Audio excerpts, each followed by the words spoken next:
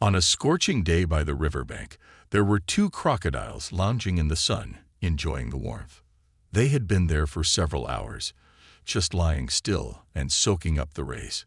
The smaller of the two crocodiles, feeling quite puzzled, eventually turned to the larger one and asked a question that had been bugging him. "I just can't figure it out," he started. "How come you're so much bigger than me?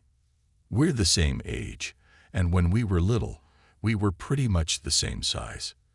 What's the secret?" The larger crocodile responded with a question of his own. "Well, let's start with your diet. What have you been eating lately?"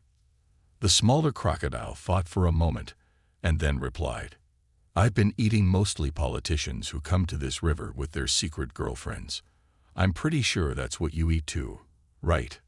The big crocodile chuckled a bit and asked, "All right, but where exactly do you catch these politicians?" The smaller crocodile answered, "I usually go to the other side of the river, right near where the car park is. That's where they all seem to hang out." The bigger crocodile nodded, indicating that he hunted in the same area. He was curious about the smaller crocodile's hunting strategy and asked, "How exactly do you catch them? What's your method?" The small crocodile explained his technique. "Well, what I do is this. I sneak up under one of those fancy cars they drive.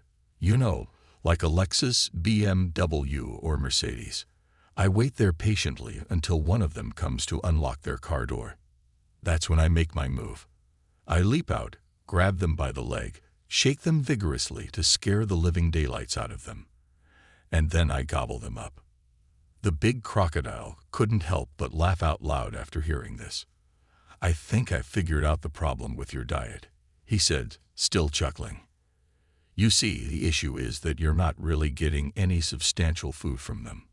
By the time you're done giving those politicians a good shake, all you're left with is an empty suit holding a briefcase."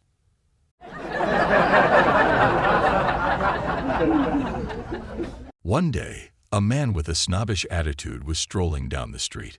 He was feeling quite peckish and was in the mood for something delicious to eat. Thinking of satisfying his hunger, he decided to stop by a restaurant that was conveniently located just a short distance away from where he was.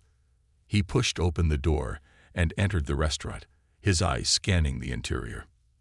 As soon as he stepped inside, he spotted a waiter standing near the entrance, probably waiting to greet and assist customers.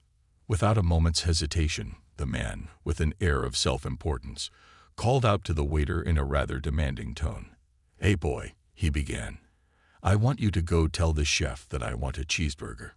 And listen closely, I don't want it too juicy, but I also don't want it too dry. It has to be just in the groove. I'd like an order of French fries. They shouldn't be too crispy, nor should they be too soft.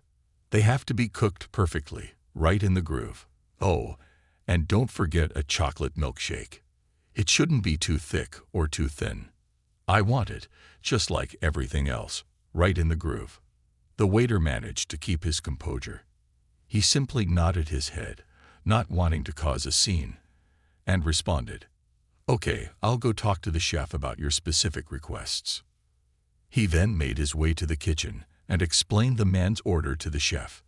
The chef, upon hearing about the customer's snotty attitude and overly precise demands, quickly came up with a plan to put the man in his place and teach him a lesson about respect and manners. A short while later, the waiter returned to the man, who was waiting with an expectant look on his face. The waiter cleared his throat and said, "I had a chat with the chef regarding your order. He asked me to pass on a message to you. He said, you can kiss his ass, but make sure it's not on the right side and not on the left side. Do it right in the groove."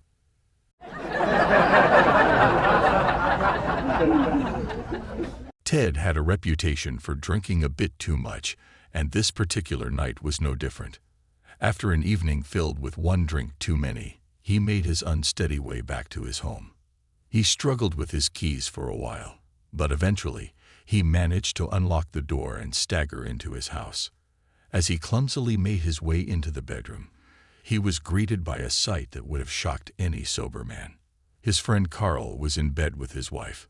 However, Ted was far too intoxicated to really understand what was happening. Without much thought, he just collapsed onto the bed and fell into a deep, drunken sleep. On the other side of the bed, Carl was panicking. He realized he was caught red-handed and was frantically trying to think of a way to get out of this mess. He was just about to attempt a sneaky escape when Ted's wife, in a calm and reassuring tone, stopped him. She leaned over and whispered in his ear, "Don't worry about leaving. Ted's so drunk right now that he wouldn't even notice if I plucked a hair from his butt." Feeling a bit relieved by her words, Carl decided to stay and continue what he was doing. Over the next half an hour, he tried to be as quiet as possible, always keeping one eye on Ted to make sure he remained asleep. Just when Carl started to feel a bit more relaxed and began to enjoy himself, Ted began to show signs of waking up. Carl froze, thinking this was it. He was about to get caught. But Ted's wife was quick to act. She reached over and plucked a hair from Ted's butt, and just like that, he settled back into his deep sleep. As the night continued, Carl and Ted's wife carried on with their affair. Every time Ted so much as twitched or mumbled something in his sleep, his wife would pluck another hair from his butt, ensuring he stayed asleep. This routine went on for several hours. Finally, Ted had reached his limit. He stirred once more, feeling the discomfort from his wife's repeated actions, and mumbled in a half-asleep state, "Look, man, I don't really mind you being with my wife, but could you please stop keeping score on my bum?"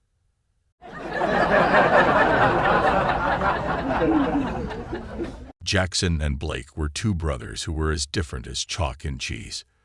Jackson was known far and wide for his intelligence and remarkable success in the business world. Blake, on the other hand, was a bit simpler in his ways and certainly not known for his intellectual pursuits. But despite these differences, they shared a strong bond as brothers. Tragically, their father fell seriously ill and eventually passed away. At that time, Jackson was tied up in a crucial business meeting miles away and couldn't make it back for the funeral.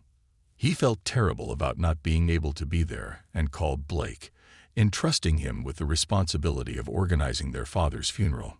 He told Blake, "Don't worry about the costs. Plan the best funeral possible and just put everything on my credit card." Blake was initially nervous about handling such an important task, especially with the added pressure of living up to Jackson's high standards. However, he was determined to do his best for their father's final send-off.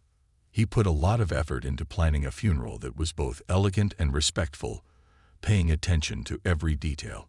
To Jackson's amazement, when he checked in later, he found that Blake had managed everything quite efficiently and hadn't even spent as much as Jackson had anticipated. A few months down the line, Jackson was going through his credit card statements when he noticed some peculiar charges. Concerned that Blake might have been misusing his credit card for personal expenses, he decided to give him a call to clear things up. Blake was hurt by Jackson's suspicion and quickly defended himself. "How could you even think I'd do something like that?" he asked, sounding genuinely upset. "I would never take advantage of you or your money, Jackson." Jackson, wanting to believe his brother, let out a resigned sigh and said, "Okay, I trust you. But can you at least tell me what these charges are about?" Blake paused for a moment, as if he was trying to recall the details, and then it dawned on him. "Oh, those charges on the statement. They were for Dad's tuxedo," he explained.